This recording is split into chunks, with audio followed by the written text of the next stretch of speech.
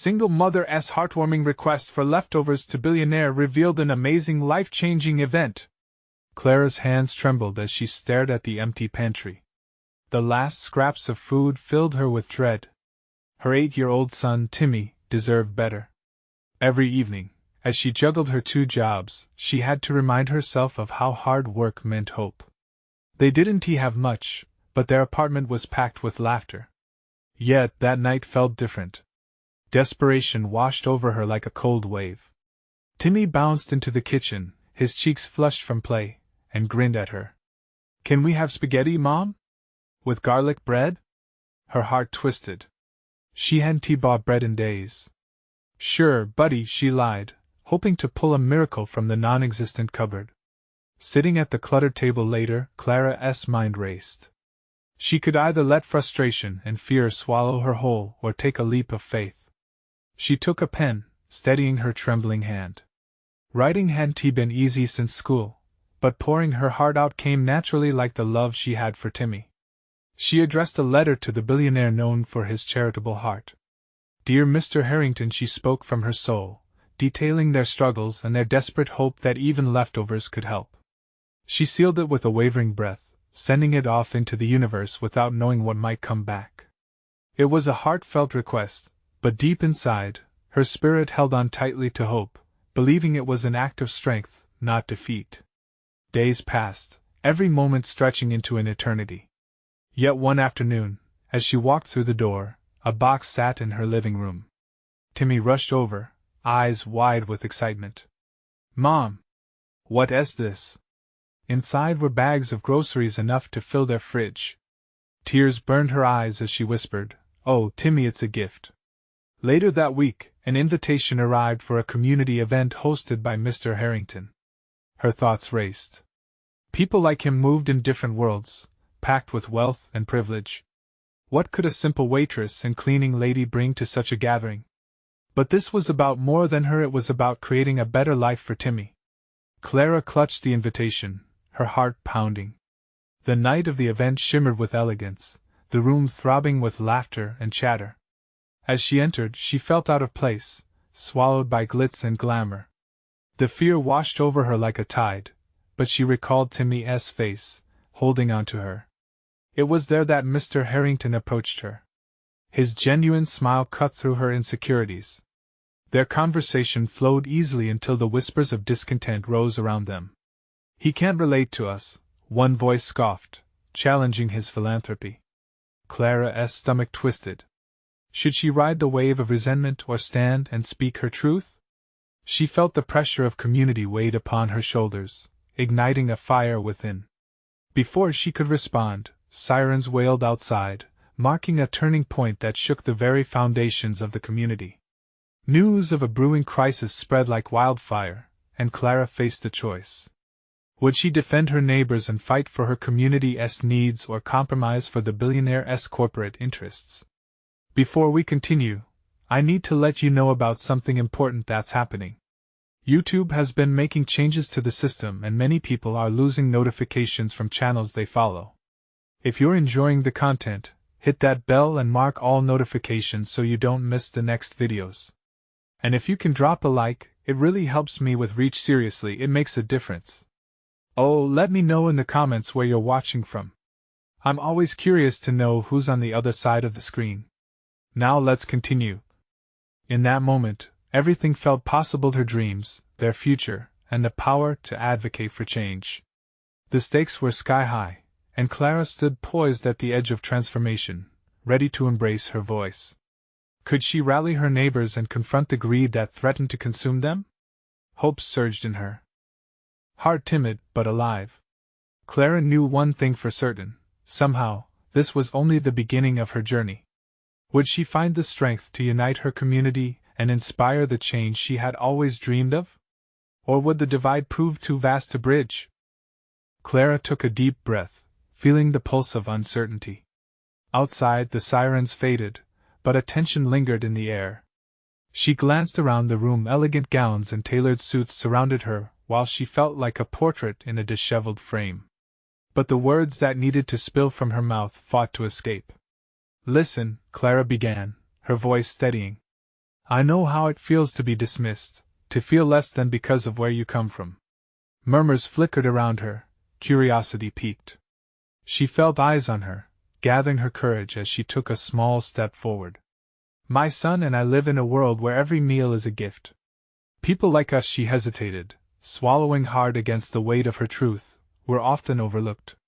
Mr. Harrington remained attentive, his brows furrowing slightly, showing he felt her genuine emotion.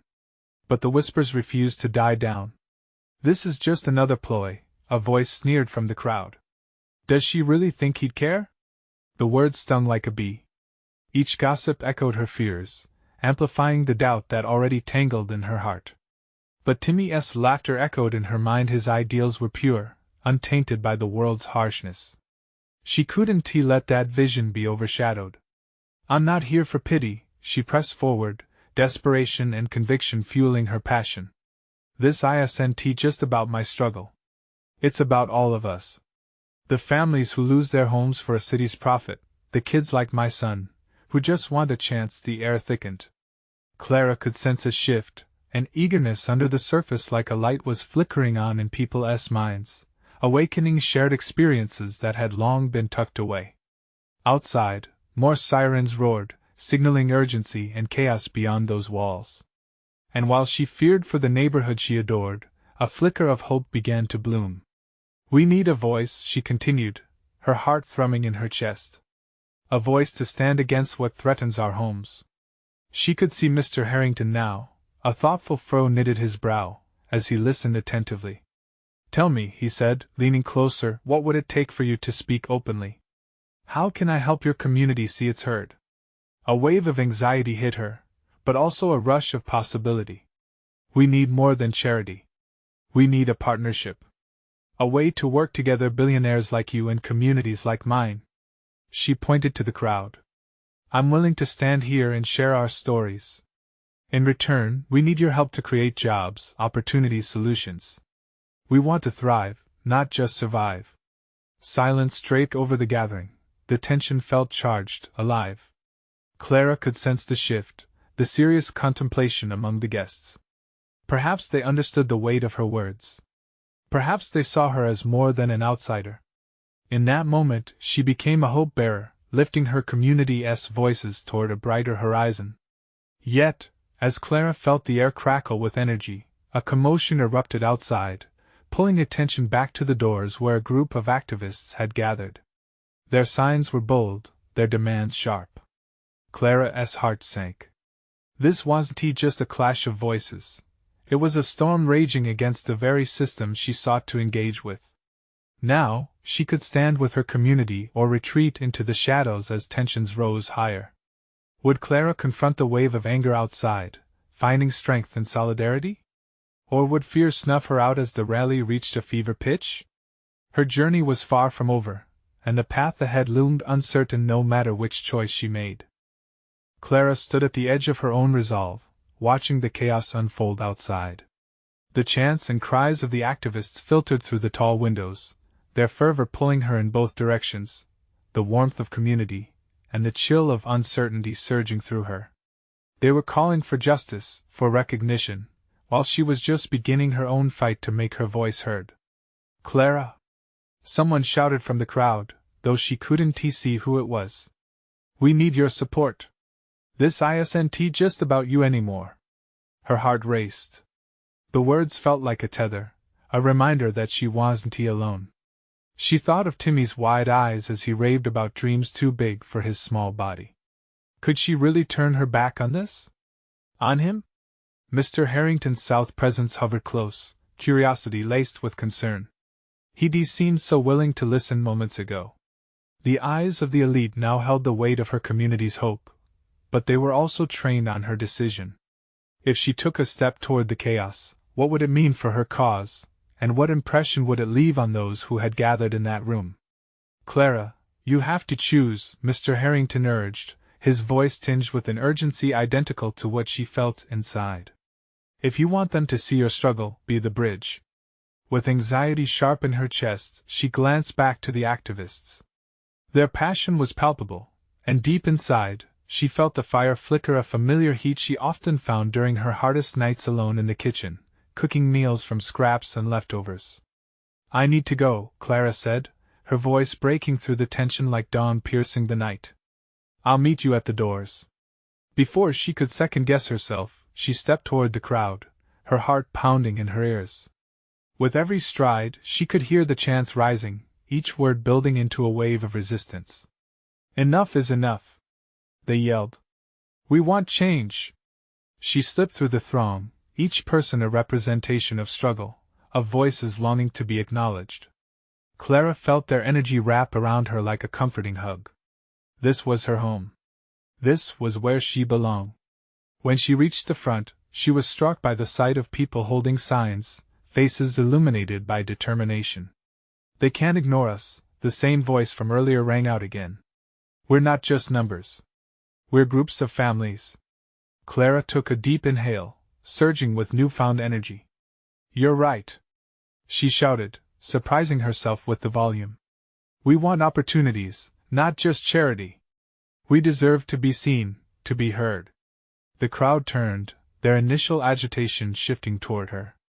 A ripple of recognition spread through the group like a heartbeat. Together, she continued, "Let us speak for every single person who has been silenced. For the kids who go to bed hungry, for families losing their homes." Her heart soared when she saw Mr. Harrington step closer to the crowd, a look of intrigue on his face. He was listening. And just as she hoped, others from the event were following suit, moving toward the frenzy, engaging in the very fight that had scared her moments ago. Just as things began to solidify, a voice boomed from the other side of the street, something fierce and unwanted, slicing through their budding unity. "You think this is going to change anything? You're wasting your time." The challenge came like a slap, and the crowd bristled, simmering with tension. Clara's pulse quickened again, and she felt the weight of the moment hinge on her response. This was the turning point. Her rallying message could either inspire courage or lead to chaos. Would she allow doubt to overshadow them, letting noise drown out their cries? Or would she hold her ground and lead the charge towards a new beginning? Clara opened her mouth to answer, her breath hitching in her throat, knowing that whatever she said next could change everything. Clara took a deep breath, feeling the weight of the moment settle on her shoulders like a heavy cloak. The crowd shifted, eyes trained on her with an intensity that made her pulse race. She could see the faces young and old, weary but determined, each person a piece of a larger puzzle she was beginning to understand. "Change won't come easy," she finally called out, her voice firm, cutting through the skepticism that had momentarily silenced the crowd. "But what I want you to know is that together, we have the power to make them listen." The murmur of the crowd grew, and she could see fists clenching, hope mixing with anger. "We cannot give up just because someone says we can't change the world. We're not just individuals. We are a community, and it starts now." Her words flowed, igniting the flickering lights of courage in their eyes. They were hungry for hope, and Clara realized she was feeding that hunger. Every chant that echoed back to her drew energy from deep inside. She wasn't just there for herself, but for Timmy and everyone else who shared in their struggles. Who here has felt ignored? Underrepresented? Underestimated? She shouted, looking into the eyes of the crowd. Hands shot up, and a roar of agreement filled the air. "We've all been there," she continued, feeling emboldened. "But we are not alone. Let us show them that our voices matter. Let us show them that we are more than numbers.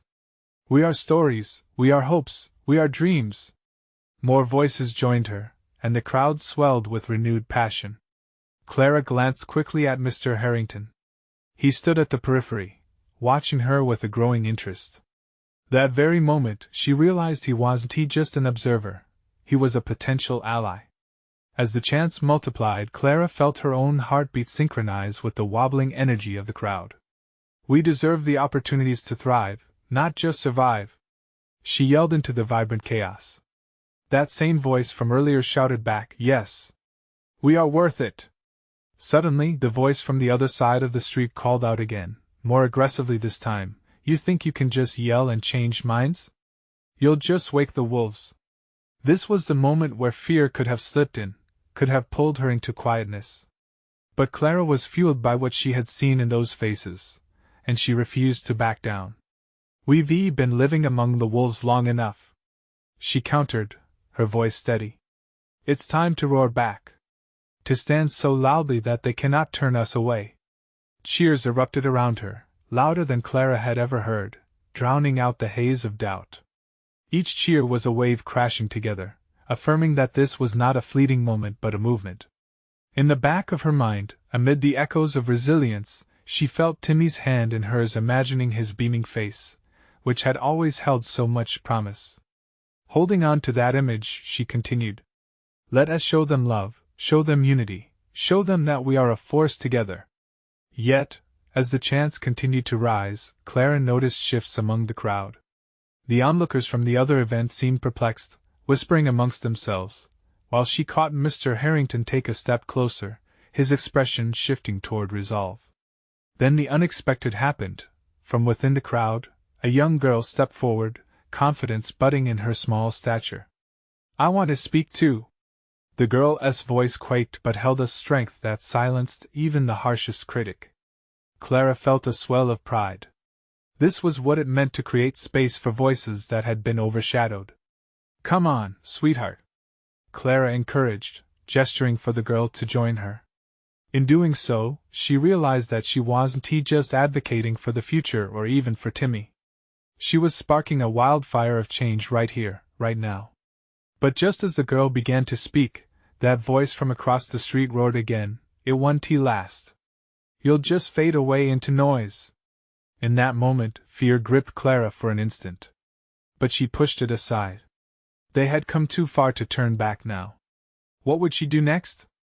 Would she fight for this child's voice still rising, or would she allow the doubt to creep back in?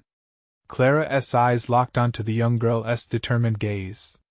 What lay ahead was uncertain, but she knew one thing: this was a moment that would define them all. Would she allow it to unfold? The girl beside Clara stepped into the light, a little star shining bright against the weight of doubt swirling around them. Clara felt her heart race. What would happen next? Would this child's voice echo just as loudly as their own? "Hi, everyone." The girl's small, trembling voice reached out, catching the attention of the crowd. Clara watched in awe as the girl's cheeks flushed pink. "I'm Emma. I'm 11, and I want everyone to hear me, because I don't want to feel invisible anymore." Clara could feel a tightening in her chest, a mix of pride and vulnerability. Her gaze swept over the crowd, taking in the faces of parents, teenagers, and elders, all united under a shared experience of feeling unheard.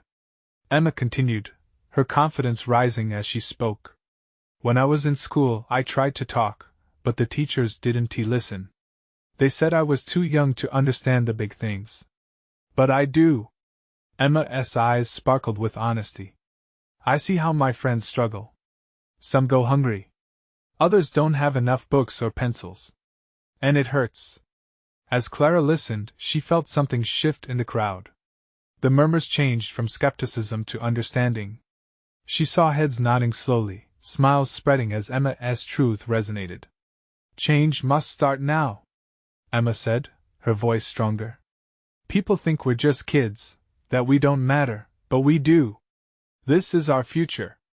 A ripple of applause broke through the crowd, and Clara found her hands clapping as well. Excitement bubbled inside her. This was exactly the spark they needed. This wasn't just about them anymore, it was about everyone, every voice deserving of respect. But then the opposing voice roared out once more, desperate to reclaim control. "You think a few shouts from children will change the game? You're just wasting your time." Clara felt a flash of anger ignite within her, but she channeled it into strength. "You can't silence us," she shouted back, rallying the crowd. "Emma speaks truth that makes us stronger." Cheers erupted again, but this time, even fiercer and more unified. Clara motioned for Emma to step back. "You've showed us all that every voice has power. This is only the beginning." Her own voice rang out, filled with determination. A figure stepped forward through the crowd. It was Mr. Harrington. His presence broke the tension. "I didn't believe at first," he began, his voice echoing, calming the storm of emotions. But seeing you all come together, I can't deny the passion in this movement. It's inspiring. The murmurs of uncertainty shifted into whispers of connection. Clara took a step toward Mr. Harrington, her eyes shimmering with hope. Will you help us? She asked, vulnerability piercing through her words. His nod was slow but resolute. You've had my attention, Clara. Now you've got my support. Cheers erupted again, the air electric with anticipation. Clara turned back to the crowd, a mix of joy and disbelief swelling within her. They had turned a mere gathering into a true movement. But as the excitement soared, she caught a glimpse of doubt in several faces. There remained a flicker of uncertainty. Would Mr. Harrington really join them? Could one man's support truly change the outcome? Clara felt the pressure weighing on her once again.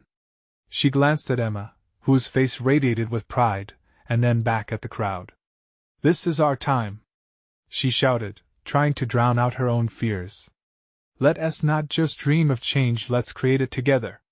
Just then, the air thickened with tension as someone from the crowd yelled out, What are you going to do next? The question hung there, heavy and expectant, as Clara's heart raced. She realized she had the chance to carve the path forward, but how? What was their next step in this fight for voices that mattered? Amid applause, Clara's mind raced. The energy in the crowd surged, yet the challenges ahead loomed larger than before. What would she decide?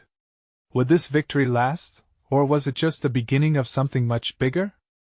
Clara stood at the forefront, the weight of the crowd's gaze pressing down on her. She could feel her heart pounding, each beat echoing the gravity of the moment. The question, simply asked, hung in the air like smoke. What next? The findings from this gathering needed direction, a purpose. Let us brainstorm. Clara finally shouted, her voice cutting through the uncertainty. It was a desperate grip on control, but also a call for unity. We need ideas. What can we do to make our voices heard? Emma, still glowing from her moment under the spotlight, raised her hand enthusiastically. We can create a project, she said, her words tumbling out in excitement. A place where kids can help each other. We can organize food drives and supply collections for those who need it. The thought sparked a flicker of energy through the crowd. Clara nodded vigorously. Yes. A community project where we lift each other up. We can involve our schools, local businesses. We can show everyone how powerful we truly are. Some faces in the crowd illuminated with hope, but others lingered in hesitant silence. Clara caught sight of a woman with tired eyes, standing close to the front. She looked like she had seen too much hardship, her expression a cage of worry. Clara took a breath and decided to reach out. What do you think? How might this help all of us? The woman stepped forward, a hesitant tremor in her voice. What you're saying is beautiful, but the world is tough out there. What if it doesn't work?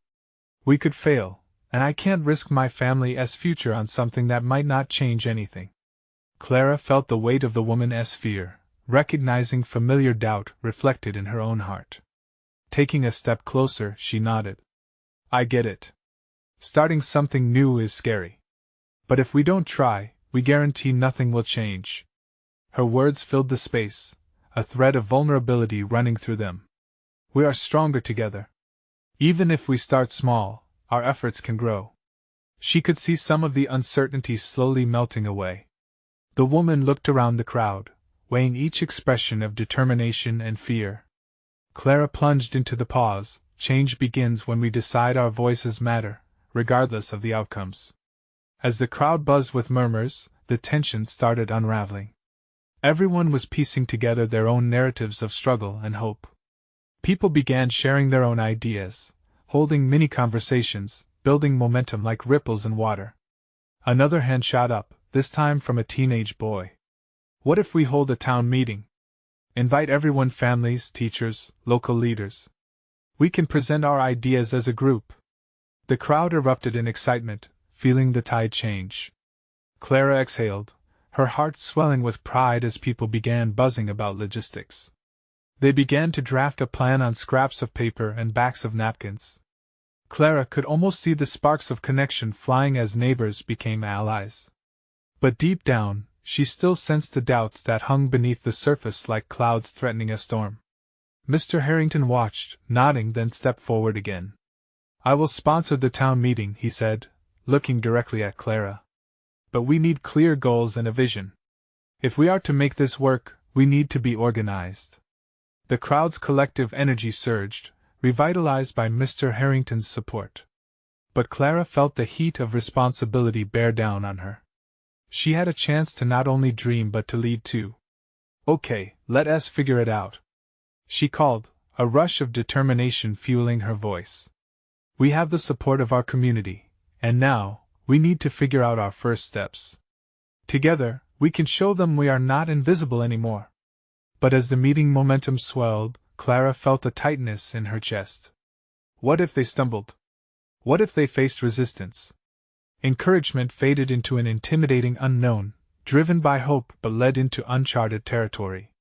And just as the plans began to take shape, a voice broke through the excitement, one that was cold and cutting.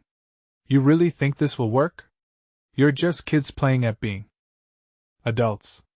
The crowd fell silent, every eye turning toward the newcomer, a familiar face shimmering with skepticism. Clara's breath hitched.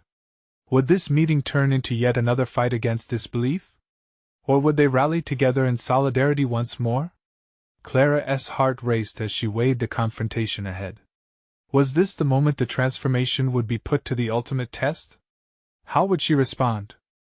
Clara's mind raced as she turned to face the skeptic. It was Jenna, a classmate known for her sharp tongue and even sharper opinions. Jenna stood with her arms crossed, a smirk playing at the corners of her mouth. "If you really think this crowd will follow your lead, you're delusional," she scoffed. "What can a bunch of kids really do?" A heavy silence blanketed the crowd. Clara felt the heat of embarrassment creeping up her neck, and her heart sank. Doubt surged through her as she glanced at the expectant faces around her. Emma looked concerned, while the woman with tired eyes stared, uncertainty etched on her face once more. Clara swallowed hard, gathering her strength. "Jenna, we may be young, but we're not powerless. We see where help is needed, and we want to make a difference. This community matters to us." Her voice wavered slightly, but she pressed on. "Change doesn't require age, it requires courage, and we have that." "Courage?" Jenna rolled her eyes. "How about a dose of reality instead? Real change takes money, effort, and real connections, none of which you have." The murmurs began again, not of excitement, but of doubt creeping back in. Clara could feel the tide turning, like a wave threatening to swallow her whole. But something deep within her pushed against the rising fear. "Sometimes," Clara said, her voice steadying, "it's not about having everything figured out from the start. It's about trying, about coming together to create something bigger than ourselves." She locked eyes with Jenna, refusing to back down. "What if we could be the change we want to see?" Mr. Harrington stepped forward, his voice booming with authority. "Jenna, I understand your skepticism, but sometimes it is the idealism of the youth that drives the most incredible changes. Your comments won't stop these kids from trying." Jenna huffed, but her expression shifted slightly. Clara noticed it, just a fraction of vulnerability, a spark of realization. Perhaps beneath that hardened exterior, Jenna was wrestling with her own fears and insecurities. Clara seized the moment. "Join us, Jenna," she said gently. "Help us build this project. If you have ideas, we'll listen. Together, we might make it happen." The crowd shifted, whispers electrifying the air. Would Jenna really back down? Was there a chance they could turn this skepticism into collaboration? Jenna studied Clara, her expression unreadable. Finally, she shrugged, though Clara caught something shifting behind her mask of indifference. "Whatever," she said, attempting to sound unconcerned. "I guess I'll stick around, in case you really do fall flat on your faces. But don't think I'll go easy on you." Another wave of relief washed over the crowd. Clara's heart soared, her hope reigniting. Together they could make this work, they could build something meaningful. "Thank you," Clara said, smiling despite the doubt still swirling in the air. We're stronger together, even when it's tough. The chatter surged again, renewed energy flowing back into the room. People were sharing ideas again, eager discussions popping off like firecrackers. Clara's heart raced with excitement and trepidation. She felt a flicker of control, a sense of purpose redirecting her toward the future. But as logistics were discussed and plans were formed, Clara caught sight of the woman with tired eyes once more. The woman's gaze was now wide with concern, but Clara noticed something else, a spark, an ember of hope ignited within her despair. Yet, just as confidence soared, Clara's phone buzzed in her pocket, a text from her mom with a simple line, "We need to talk. It's important." A knot tightened in her stomach. What could be so urgent? Would it grind this budding project to a halt? Facing Jenna had been one battle, but now uncertainty loomed again, casting shadows over their progress. Clara glanced back at the room, the hopeful faces eager and alive with ideas. Was she about to let them down before they even lifted off? Minutes ticked by, each second a pounding drum in her chest. How could she juggle her family fears with what could be a transformative moment for their community? The tension hummed around her. Clara was torn, a decision hung heavy in the air. What would she choose? And as her heart pounded, she couldn't shake the feeling that this moment might change everything. But what if it changed her for the worse? Clara's heart raced as she weighed the significance of her mother's text against the buzzing energy of the room. The chatter of her peers seemed like a distant echo, growing fainter as her mind spiraled into worry. We need to talk. Those words bore into her thoughts, a heavy weight she couldn't shake off. Clara? Emma's voice cut through her haze, pulling her back to the moment. She turned to find Emma's worried eyes searching her face. You okay? Yeah, Clara faltered. She couldn't voice the turmoil brewing inside her. I just got a text from my mom. She wants to talk. Emma furrowed her brow. What about? I don't know, Clara admitted, her voice trailing off. The uncertainty coiled tightly within her. It feels important. Emma nodded, her expression sympathetic. You should go, then. This project will still be here when you get back. Clara's anxiety bubbled up again. What if her mom's news changed everything? What if it meant pulling her away from this moment for good? But what if just go, Emma insisted gently. We can handle this, I promise. You've brought us this far. We won't let Jenna's comments derail things. Taking a deep breath, Clara nodded reluctantly. She cast a last look around the room, the enthusiasm swirling among her peers rewarding her hard-fought battle against doubt. But the uncertainty about her mother weighed heavier than any responsibility to the group. As she slipped out of the room, the noise of hope and possibility faded behind her. The corridor felt cold and quiet, a stark contrast to the vibrant energy she had just left. She pulled out her phone and stared at the screen. Could she really just walk away now? Each step toward the exit felt heavier, the knot in her stomach tightening further. What awaited her beyond those doors? When she opened the door to the parking lot, a thin veil of clouds dimmed the sunlight. She spotted her mother leaning against their old minivan, arms crossed, a familiar look of worry etched on her face. Clara's heart thudded as she approached. Hey, Mom, Clara said, trying to sound bright. Hi, sweetie. Her mom's smile felt forced. I'm glad you came. We need to talk about finances. Clara blinked, bracing herself. They had struggled before, but this seemed different. Is it bad? Her mother's face faltered. It's not great. I've been debating whether to take on extra work, but then I just don't know how that will affect things for you. School, your new project. A sudden wave of guilt crashed over Clara. She had pushed hard for this community project, buoyed by the enthusiasm of her peers, but at what cost? Mom, I want to help. If you need me to, I can. No, Clara, her mom interjected, her voice gentle but firm. You're doing wonderful things. Don't let this weigh you down. I just need you to understand what is happening. Tears pricked Clara's eyes.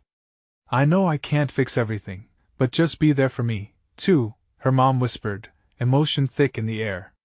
Those words crushed her under their weight.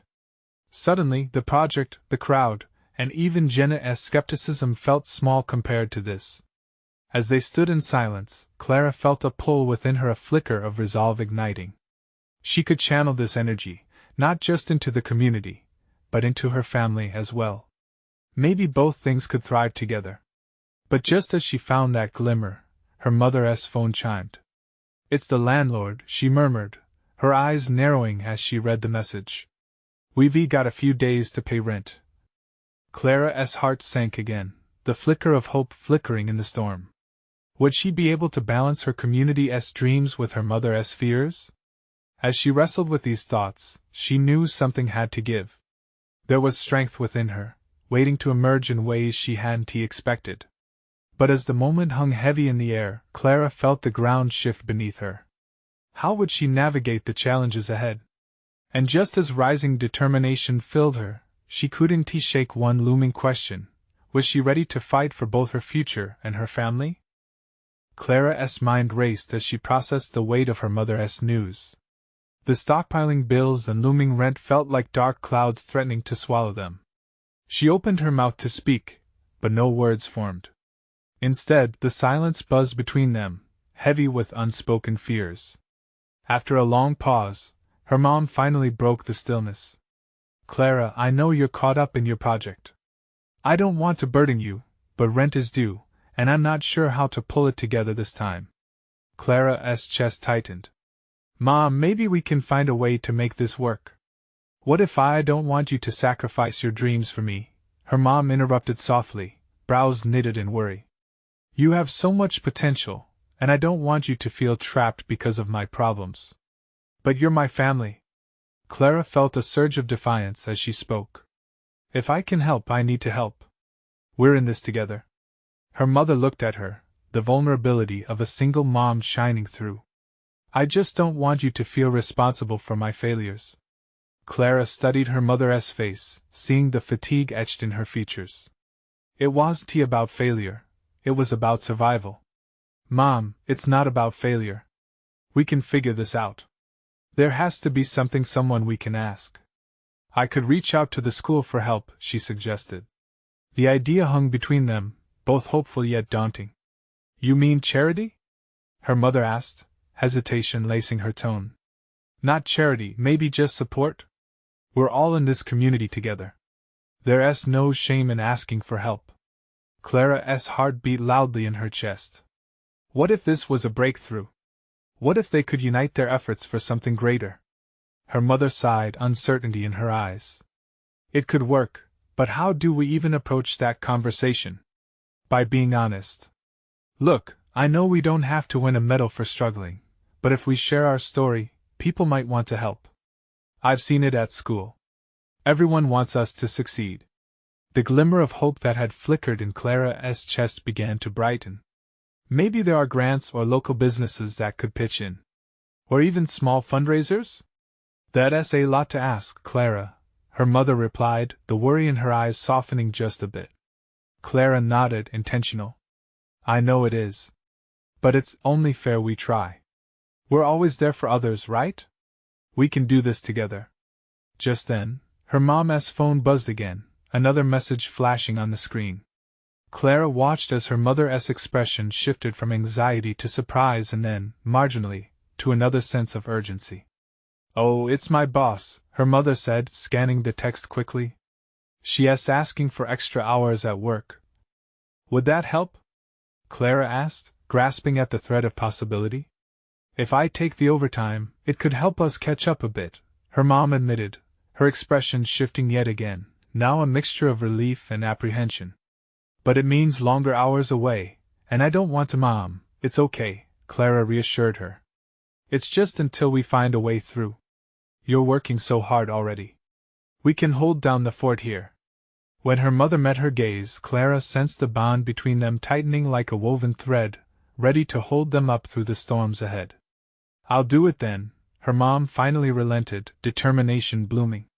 "But that means I'll need you to keep everything running smoothly here." "Absolutely," Clara replied, her resolve bubbling up again, feeling the fire within her. "I'll get involved with the community and bring people together. We'll fight for each other. I wouldn't let anything slip away. As Clara and her mother shared a small smile, a sense of team surged within them. For the first time that day, Clara felt a flicker of excitement, like a door had creaked open just a little wider. But deep down, Clara knew they needed more than just resolve.